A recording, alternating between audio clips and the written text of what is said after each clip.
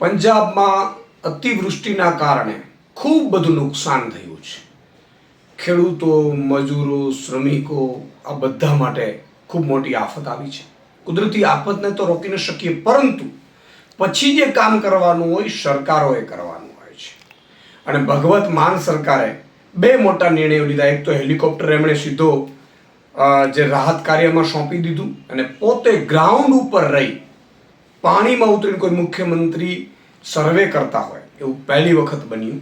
અને એટલા માટે જ ભગવત માન સરકારે, આમ આદમી પાર્ટીની સરકારે એક મોટો નિર્ણય લીધો છે કે ખેડૂતોને પર એકર 20,000 રૂપિયા સહાયની જાહેરાત કરી છે. આ મને લાગે છે અત્યાર સુધીનો ભારતભરમાં સૌથી વધુ ખેડૂતોને સહાયની જાહેરાત થઈ હશે. એટલું જ નહીં, ખેડૂતોને પાક તો નિષ્ફળ ગયું છે, મોટા ભાગે પાણી ભરાઈ ગયું છે એટલે, પરંતુ ખૂબ બધી રેતી ખેડૂતોના ખેતરમાં ગઈ છે. તો 20,000 રૂપિયા એકર પ્રતિ એકર એ તો આપ્યું જ, સહાય જાહેરાત કરી જ, પરંતુ જે રેતી ખેડૂતના ખેતરમાં ગઈ છે એ રેતી ખેડૂત પોતે વેચી શકશે. આ બીજો મોટો ફાયદો ખેડૂતને થશે.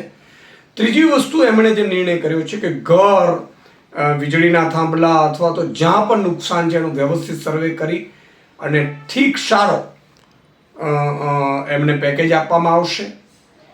ગામડાઓમાં અત્યારે સ્થાનીય જે મોહલ્લા ક્લિનિકો બનાવીને ટેમ્પરરી સારવારો શરૂ કરી દીધી છે. એટલે સૌથી મોટો નિર્ણય જો કહી શકાય ખેડૂતો માટે. જો ખેડૂતોની સરકાર હોય, ખેડૂતોને રાહત આપશે, સ્વાભાવિક છે. ઉદ્યોગપતિઓની સરકારો તો આપણે જોઈ જ છે, ઉદ્યોગપતિઓને રાહતોના ભરપૂર આપી દે, ખેડૂતોને કશું જ ન આપે. તો આનાથી પંજાબના ખેડૂતો ખૂબ ખુશખુશાલ છે. અને ભારતભરમાં આની ચર્ચા થઈ રહી છે કે આટલું મોટું પેકેજ, આટલી મોટી એકરે 20,000 રૂપિયા રાહત ક્યારેય કોઈ સરકારે આપ્યું એવું જણાતું નથી.